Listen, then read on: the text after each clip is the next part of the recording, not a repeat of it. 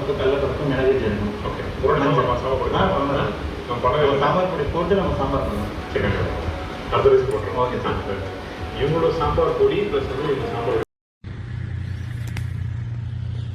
இது வந்து இதை நல்லா உணர்த்திட்டு நல்லா காய்ச்சி குடித்தா கல்லடப்பெல்லாம் போயிடும். மாத்திரை மருந்து சாப்பிட்டு ஐஸ் க்யூப் மாதிரி படிஞ்சிருக்கிறத கூட அப்படியே கரைச்சி எடுத்துரும்.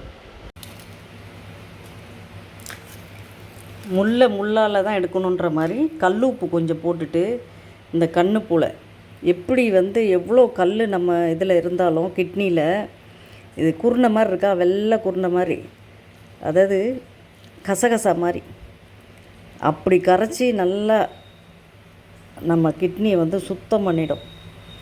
இந்த மாதிரி நல்லா கொதிக்க வச்சு, இல்லைன்னா நைட்டு ஃபுல்லாக ஊற வச்சிடணும்.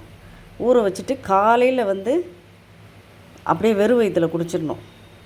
அப்படி இல்லைன்னா இப்படி உப்பு போட்டு இதை வந்து கொதிக்க வச்சு குடித்தோன்னா இதே மாதிரி நம்மளுடைய கிட்னி வந்து சுத்தமாக நல்லா ஆகிடும்.